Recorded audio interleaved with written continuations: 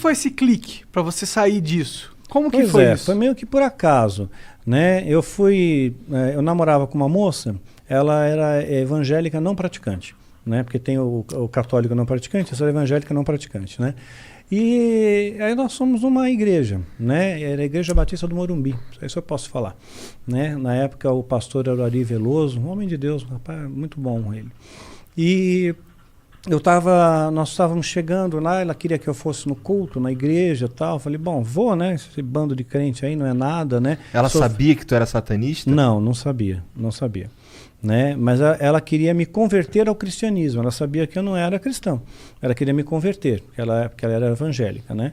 Então ela me levou, fui nesse culto aí, né? E pensei, beleza, né? Eu sou filho do fogo, fogo não me queima, né? Eu sou das sombras, né? Isso aqui não é nada para mim, né? Mas quando eu estava entrando, tinha uma banda de louvor tocando, né? E era um louvor genuíno, verdadeiro, uma adoração verdadeira, né? Pura, né? Porque Era um show. Não era um show, não era um espetáculo, né? Não é como... sabe aqueles louvores mais antigos? Sérgio Pimenta, Guilherme Kerr, né? Nelson Bomilcar, não sei se você conhece. Aí eu já não manjo. Uns bagulho meio harpa cristã? Não, harpa cristã não. Tá. Não, aí é muito bitolado. Tá. Né? Tinha, sim, a bateria, a guitarra e tal. Né? Mas não era um órgão? Não era um órgão. Então era o tal do grupo do Milad, do Nelson. E eles estavam cantando uma música que eu lembro até hoje. A letra é meu, somente meu, todo o trabalho, e o teu trabalho só descansar em mim. Naquele dia, aquela música, aquela canção, aquelas notas musicais me mandaram pro chão, eu caí.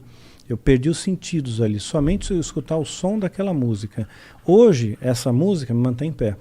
A letra dessa música me mantém em pé, né? Então, caí, perdi os sentidos. De repente, eu abro os olhos assim, tem um cara em cima de mim, urrando no meu ouvido, qual é seu nome, qual é seu nome, fala qual é seu nome. Porque as pessoas acham que você tem que saber o nome do demônio para expulsar o demônio, né? Mas não tem isso, né? Todo demônio se sujeita ao nome, que está sobre todo nome, que é o nome de Jesus, né? Então, falei meu nome e tudo, e levantei, né? E aquela moça, a família toda ficou toda estarrecida de ver aquilo, né? Falaram que foi uma cena horrível e tudo mais. Eu não vi, né? Mas só as pessoas que... Tu só apagou? Apaguei, né? E não vi o que aconteceu.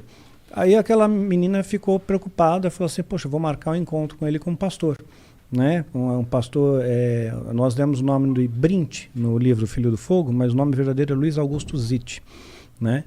E é um homem de Deus, um pastorzão mesmo, coração puro, um homem de Deus. Aí peguei, ela marcou encontro com ele. E aí eu peguei e falei, tá, eu vou fazer um feitiço contra ele, vou fazer ele ficar doente. O lance de tu cair na igreja lá, perder o sentido, ter um cara ali falando contigo ali, isso não te desmotivou de forma nenhuma? Não me desmotivou, não. Fiquei indignado com aquilo. Eu queria entender o porquê. Eu perguntei lá no satanismo, para o sumo sacerdote. Eles falavam que eu não estava pronto para entrar ainda numa igreja. Naquele momento, aquele grupo tinha, digamos, que a gente pode chamar de unção. Né? Aquele grupo tinha. Então, essa unção, ela realmente repudia. Você não tem poder contra isso. Né? Não tem poder contra esse poder. Então, então, todos os feitiços que tu lançava nas lideranças religiosas, os que pegavam era porque os caras eram meio esquisito mesmo. Era meio esquisito. A maioria pegava. 99,9% pegava. Né? Então, porque sempre tinha uma coisa por trás, né? Sempre tinha uma coisa de bastidor. Então, então você ter uma vida reta faz muita diferença, né? E aquele grupo de louvor, eles procuravam ter uma vida reta, né? Eles não são perfeitos, eu não sou perfeito, você não é, ninguém é, só Deus é, né? Mas aí você procura, você se esforça, né, em fazer o bem, né, em ser uma pessoa boa. Então, caí com aquelas notas musicais e marcou um encontro com o pastor. Eu peguei e fiz um feitiço contra ele. Fiz sozinho, né? Chamei o Abraxas e tal, né? Falei, vai lá, causa uma doença nele. Tu chamou o Abraxas nesse dia? Chamei o Abraxas, né? Falei, invoquei ele para causar uma doença nele, uma doença que incapacite dele chegar no encontro, sabe? Não importa o que seja, ele pode ter uma dor de cabeça, sabe? Mas ele não pode chegar no encontro, né? E eu fui ao encontro e ele não foi. Eu esperei umas 2 horas, ele não foi embora. Aí no outro dia eu estou na empresa que eu trabalhava, o presidente satanista, né, tocou o telefone para mim, né, a secretária passou e era a secretária da igreja e falou, olha, o pastor não pôde ir ao encontro, né? Eu pensei comigo, puxa, não veio ao encontro porque se lascou, né? Eu fiz um negócio aqui. Pois é. Aí ela falou assim, não, sabe o que é? O filho dele sofreu um acidente, né? Que fraturou a perna, tal, né? Mas não foi nada grave, tal. Foi assim, uma brincadeira de criança, tal, acidente doméstico. E falei, poxa, mas não era para ser no filho, era para ser nele, né? E, ok, eu fiz alguma coisa errada, né? Porque o ritual é rigoroso, não pode ter erro, né? Então, marquei o segundo encontro, marquei de novo a segunda vez e chamei mais pessoas para me ajudar. Fizemos o pentagrama, cada um na ponta de um pentagrama, então fizemos com 5 dessa vez. 5 então pessoas. O pentagrama é um símbolo satânico. É um símbolo satânico, sim. Pentagrama invertido especialmente, né? Porque vai encaixar dentro dele exatamente a figura do bode, né? E o bode na Bíblia é o bode de Levítico, né? Um era solto, né, no deserto, né? E o outro era sacrificado. Então, o satanismo, eles interpretam que aquele bode que está lá no centro é o que foi solto, é o que te dá liberdade, né? E há 5 pontos, 5 continentes, né? Onde ele tem o poder e tudo mais, ele faz e acontece, né? Então, tem todo um simbolismo em torno disso, né? Aí, peguei, na ponta do pentagrama foi feito o encantamento, né? Inclusive tem encantamentos feitos com a estrela de Davi também, né? Que é o hexagrama, tem encantamento com o hexagrama também. É um triângulo para cima e um triângulo para baixo. Exato. Tem também, dependendo do tipo de ritual, também usa. Mas estrela de Davi não é um símbolo sagrado, não é? Não tem nada na Bíblia que fala sobre isso. É um símbolo antiquíssimo. Você vai encontrar entre os bizantinos, vai encontrar entre os persas, é antiquíssimo, sabe? É um símbolo esotérico. E a maçonaria, cara? Não, peraí, que ele tava no feitiço que ele lançou no isso, cara. No pastor, boa. Pastor, é. Então, aí o primeiro deu na criança. O segundo chamei esse pentagrama em cada ponta do pentagrama, lançamos o feitiço, né? Esse feitiço foi um pouco mais forte, né? Nós fizemos para causar um dano maior, né? Então, assim, um acidente severo com ele. Mas nesse feitiço aí ainda invoca alguém? Invoca mais de uma entidade. Invocar 2 entidades. Aí foi o Abraxas. Foi o Abraxas e o Azazel. Azazel. Esse é de qual? Esse daí qual que é o... Porque assim, qual é a pegada dele? Qual que é a pegada do Azazel? O Abraxas domina São Paulo, estado de São Paulo. Sim. E o Azazel? O Azazel é uma entidade que ele é, digamos, um especialista em causar acidentes, danos, estragos, né? Alguma coisa assim. É tipo um GPS satanista. Ó. Primeiro você escolhe a localidade, depois você escolhe o tipo de enfermo. É bem isso. Entendi. Então, o que acontece? Aí essas 2 entidades foram invocadas para lançar um feitiço. Lançamos o feitiço. Fui no encontro com o pastor. Passou 1 hora, passou 2 horas, o pastor não foi, fui embora. Pô, lascou, o pastor lascou. Só vou esperar o telefonema, né? No outro dia liga a secretária da igreja para mim de novo. Olha, o pastor não foi em encontro. Falei, eu sei, né? Então, o que aconteceu? Ele bateu o carro. Olha, foi um acidente violento, né? Deu perda total, acabou com o carro do pastor, né? E eu já pensando, onde é que ele está hospitalizado, né? Porque se eu souber o hospital e tiver satanista infiltrado, né? Porque tem muito tráfico de órgãos, muita coisa no meio aí, nesses bastidores. Caralho! Né? Tem. Então, por que os caras querem órgão pra vender? Cara, vender, fazer ritual. Capitalizar. Também. Capitalizar. Entendi. Capitalizar. Daí agora, mas o pastor não se quebrou. Não, ele saiu porque inteiro. 1.000 cairão à direita. 10.000 à esquerda, você não vai ser atingido. E ele falou, mas aí o pastor não sofreu um arranhão, glória a Deus, né? Fiquei com tanta raiva daquela secretária, vontade de dizer para ela, me dá seu nome completo, data de nascimento, feitiço é para você agora.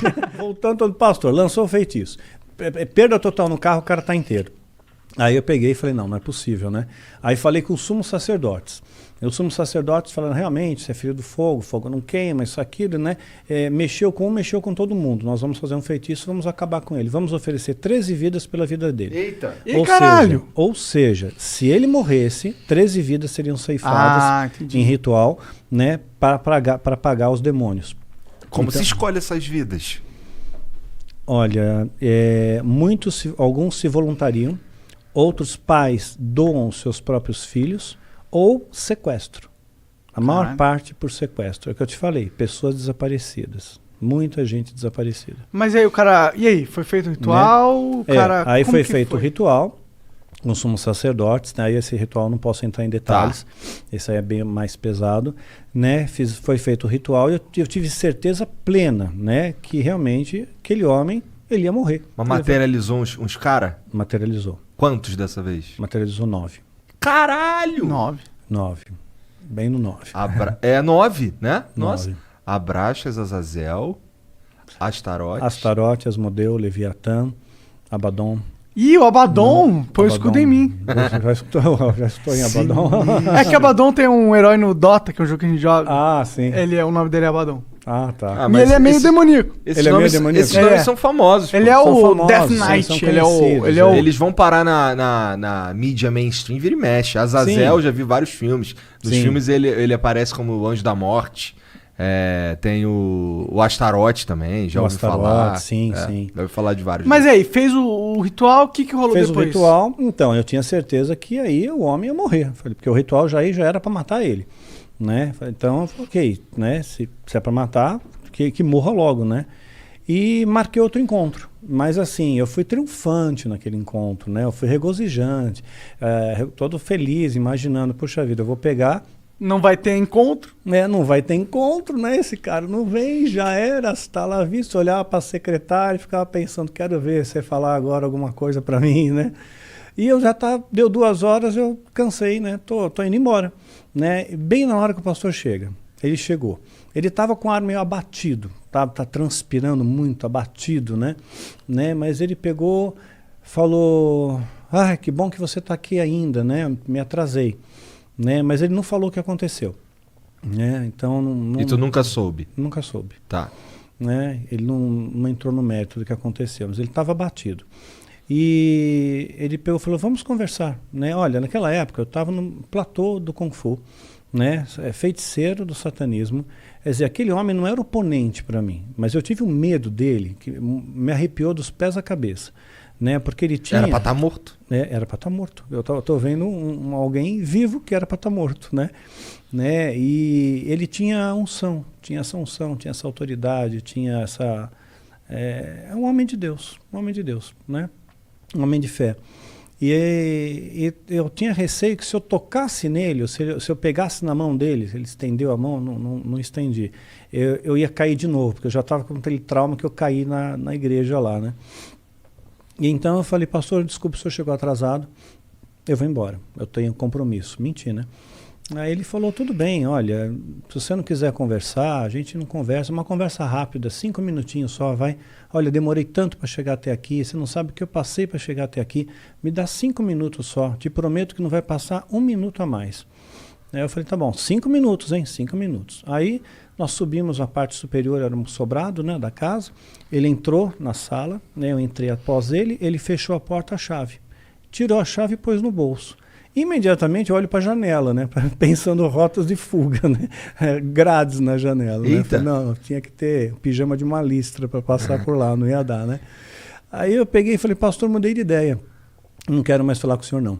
Eu preciso ir embora mesmo, né? Ah, tá bom, você quer ir embora, você não quer falar comigo, tudo bem. Né? Eu só vou orar por você antes de você ir embora, tudo bem? Né? Aí eu só vejo uma mão, assim, porque ele impôs a mão sobre mim, né? Vejo a mão crescendo, apaguei, cara, apaguei. Literalmente apaguei de novo. Mas eu tive alguns despertares no meio desse apagão. Então, cada vez que eu tinha minha consciência recobrada, eu via que eu estava no chão, eu estava todo estourado, sabe? Estava com hematoma, machucado, roupa rasgada, arranhão, né? A sala dele estava toda destruída, cadeira, tudo voando, livro para tudo quanto é lado, não voando poltergeist. Mas assim, que, bagunçado. Você se mexeu muito. Eu me mexi, exato. E ele estava calmo, ele estava sereno, né? Falando baixinho, né? Falando, Deus, né? Visita essa vida com teu amor, visita essa vida com teu amor. Eu nunca vou esquecer dessas palavras, né? E de repente, aí apaguei, apagava, voltava. Chegou uma hora que eu voltei, né? E ele me ajudou a levantar, né? Me pôs na cadeira, né? E pegou, falou, tá vendo isso aqui? Falei, tô vendo. Isso aqui nunca mais vai fazer parte da sua vida, né? Porque agora você é uma nova criatura, né? Agora você é de Jesus. Você quer quer Jesus na sua vida, né? Você quer aceitar Deus na sua vida, né? E eu peguei e pensei, puxa vida, né? Eu acreditava que o diabo era tão poderoso, né? E esse homem, ele nem encostou em mim e me derrubou e fez tudo isso, né? E destronou os principados, os demônios mais poderosos contra ele. Então eu falei, eu quero, o Senhor me ajuda, né? Então ele fez aquela coisa de oração, sabe? Repete comigo a oração, tal, fiz. Aí ele me deu um abraço, eu me senti muito acolhido com aquele abraço, mais do que todos os abraços que eu recebi na Irmandade, né? Senti uma paz no meu coração tão incrível, tão indescritível. A Bíblia chama de paz que transcende o entendimento, né? Então senti uma paz, uma serenidade, uma alegria muito grande, né? Que eu nunca tinha sentido na minha vida, né? Então eu saí de lá super feliz, radiante, todo machucado com o corpo, né? Mas feliz por dentro, né? A vontade que eu tinha de pegar um cachorro da rua, bem vira-lata, sabe? Dar um beijo na boca dele, falar, cachorro, Jesus te ama também, né? Maneiro. Né? Aí cheguei em casa, ligaram para mim, teve 2 sacerdotes satanistas que me incomodaram muito. A gente só não enlouqueceu, eu e minha esposa, porque realmente Deus não permitiu. Tu já estava casado nessa não, fase aí? Né, nessa fase aqui eu namorava. Tá. Né? Namorava com uma outra moça, Tá. não era conhecia essa daí, veio posterior. Tá. Né? Esses sacerdotes começaram desde aquela época, desde a minha conversão. Eu tinha quase 26 anos, eu tinha 25 anos e 8 meses, né, quando me converti. Então, eu conheci a minha esposa com 27. Né? Então, levou Na igreja? Conheci na igreja. Tá. Né? Então, eu não era muito de frequentar a igreja, né? Mas ela estava fazendo um grupo de teatro, né? E precisava de alguém que praticasse algum tipo de esporte, né? Para fazer uma cena lá. E como eu já praticava Kung Fu, eu falei, eu posso fazer uma sequência aí. Aí eu entrei, a gente acabou se conhecendo, namoramos, noivamos, casamos. Entendi. Então... Mas Você estava falando dos sacerdotes que tentaram. que eles fizeram para encher o então, aí eles ligaram para minha casa. Nesse mesmo dia? No mesmo dia. Eu cheguei em casa, passou 1 hora mais ou menos, o telefone tocou, né? E a voz do outro lado era um tal de Taulês, a gente deu o nome de Taulês no livro. E ele pegou e falou para mim, nós avisamos você, satanismo não é para todo mundo, né? Mas uma vez que você entrou, não tem mais volta, não tem mais volta. Amanhã você tem um compromisso conosco, né? E nós vamos buscar você na sua casa. E se você não estiver aí, nós vamos matar a sua família. Caralho! Né? Então, assim, eu não pensei 2 vezes, eu não consegui raciocinar, né? A única coisa que eu pensei, porque eu sabia que ritual que era, né? Aquele ritual era um ritual que eu teria que fazer pela primeira vez, um ritual de sacrifício humano. Então, Por quê? Porque tu estava fraco? Não, para subir de degrau, para virar sacerdote. Né? Então estava marcado, estava me preparando para aquilo, entendendo os princípios, conceitos, aprendendo os rituais, aprendendo o uso das ferramentas, né, que são utilizadas, né? E eu conheci a pessoa, conheci a menina de 9 anos. Os pais doaram a filha, né, para ser sacrificada em troca de poder, de glamour, de beleza e tudo mais. Os pais, a filha era nada. A filha não tinha um vínculo. Eu acho isso inimaginável. Eu também. Inimaginável. Eu não consigo entrar isso na minha cabeça. Mas tem gente que faz isso. Tem pai que estupra o filho. Né? Né? Então, quer dizer, é inacreditável. A maldade existe, né? Maldade existe. Né? Então... eu conversei com a menina, né? Eu lembro de ter olhado nos olhos dela, conversei com ela, ela estava no preparo, tem uma espécie de jejum, né? E ela sem entender o que está acontecendo, porque transforma a vida dela, ela é tratada como uma princesa, né?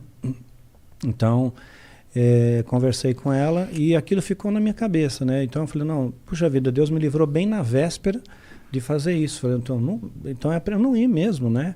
Eu peguei minha bicicleta, eu morava na Pompeia, pedalei até o Parque de Ibirapuera, onde tem o batalhão do Exército. Aí parei com a bicicleta bem lá em frente, falei, quero ver me pegarem aqui em frente ao Exército, né? Tô protegido, né? Mas aí foi caindo a noite, né? E eu fui vendo as estrelas, tal. Passei a noite lá, no gramado, né? Daí sentado. E eu fiz a minha primeira... Sopra essa porra pra lá, cara. Não, soprar pra lá, pra não jogar fumaça nele. Tá, é vapor. Não, tá, é vapor d'água, tranquilo. Aí o que aconteceu? eu comecei a ver cada uma daquelas estrelas e comecei a pensar, puxa vida, Deus fez cada uma dessas estrelas, né? Deus fez a grama que eu estou deitado, né? Deus fez todas as coisas. Deus vai me proteger. Aí eu fiz a minha primeira oração sozinho, não sabia orar. Né? Eu falei, Senhor, você lembra de mim? Olha, eu sou o Marcelo que se converteu ontem. Lembra lá na casa no Cusite, né? Olha, eu moro na rua tal, número tal, RG, CPF, grupo sanguíneo, né? Passei os dados para Deus. Aí eu tenho certeza que os anjos me guardaram naquele dia. Foram anjos que se acamparam ao meu redor. Porque a Bíblia fala que os anjos se acampam ao nosso redor. A gente não tem ideia do que é isso, né? Um anjo de Deus, um anjo, derrotou um exército de Senaqueribe, 185 mil homens, um anjo. E Deus dá ordem para esses anjos acamparem ao nosso redor. Então a gente não tem ideia da proteção espiritual que a gente tem, né? Quando você realmente tem Deus no seu coração. Então, foi o que salvou aquele pastor, né? Foi o que salvou aquele pastor, com toda certeza. Mas você tem que ver a história dele, eu vou contar até o fim, se você permitir. Claro. Né? Então, ela está descrita no final da série Filho do Fogo, no livro Catedral das Sombras. Né? A primeira história é a história dele. Né? Eu tenho no celular até, depois eu te mostro fora, né? Para te mostrar um detalhe, né? Para não expor a pessoa. Tá bom. Mostrar a sombra atrás dele, o tamanho do demônio que estava atrás dele. Né? Então, o que aconteceu? Esse pastor... era a minha única referência que eu tinha, era ele, né? Então, quando ligaram para os órgãos que me ameaçou, né? Eu pedalei, fiz aquela oração, voltei para casa, tentei ligar para o pastor, não consegui mais falar com ele, perdi contato total com ele. Ele não está mais na igreja, ele saiu, ele não trabalha mais aqui, né? Perdi contato e fiquei em desespero, porque ele era a única referência, era o meu esteio, né? Falei, como é que eu sozinho vou lutar contra uma organização, uma seita, um monte de gente que se protegem, podem me sequestrar, podem me sacrificar, vão me cremar, vou virar pó e sumo, simplesmente desapareço, né? Então,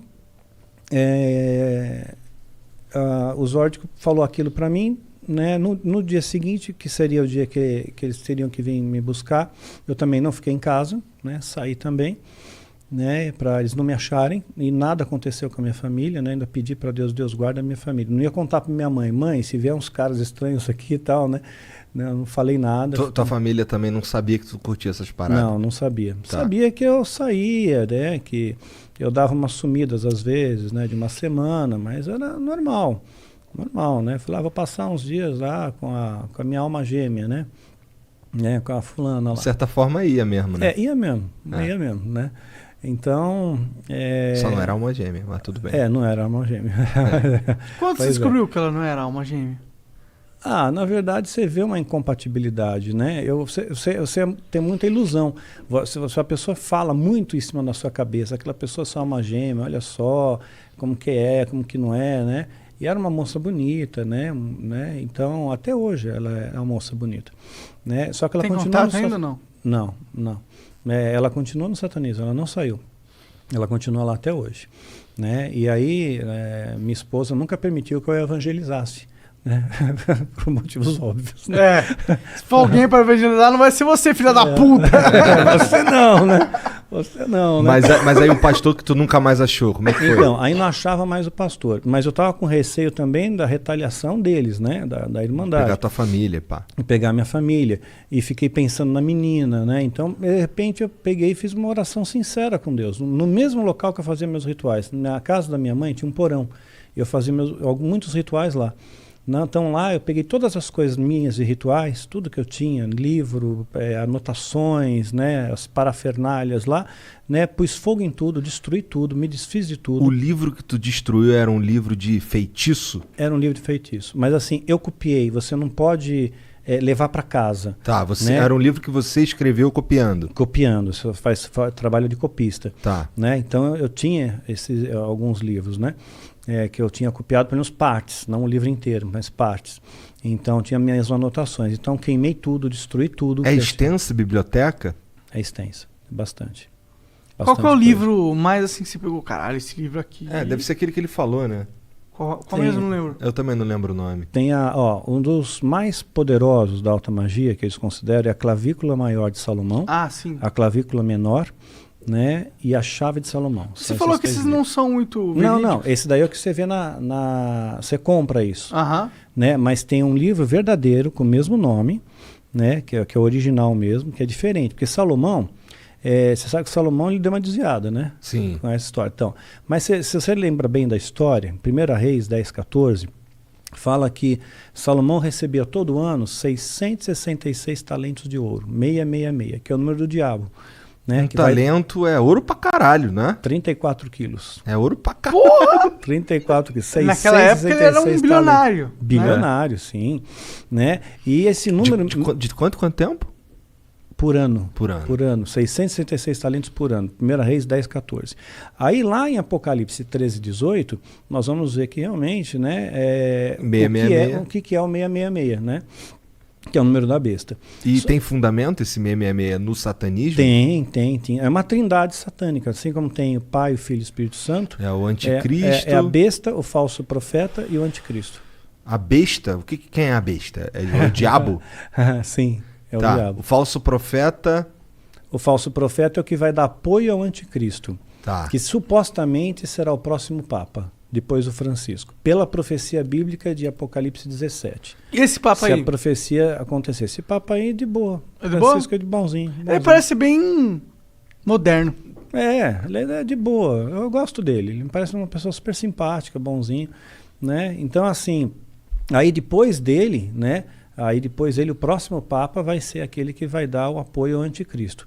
Né? Pela profecia bíblica de Apocalipse 17, que fala do 8º rei. Né? Então, assim como o Vaticano se transformou teve poder de Estado, né? Em 19 de fevereiro de 1929. 19 de fevereiro de 1929. Né? E aí fez o Tratado de Latrão. E a partir daí veio todos uns papas. E aí né? tem esse que tá agora é o 7º? Esse é o 7º, porque o primeiro você não pode contar, que era o Pio XI. Pio XI já estava em exercício quando o Tratado de Latrão foi assinado. Né? Você tem que contar a partir do momento que, posterior a isso, passou com conclave e tudo mais. Né? Aí, então esse é o 7º. Então o 8º rei será o Papa que vai dar o apoio ao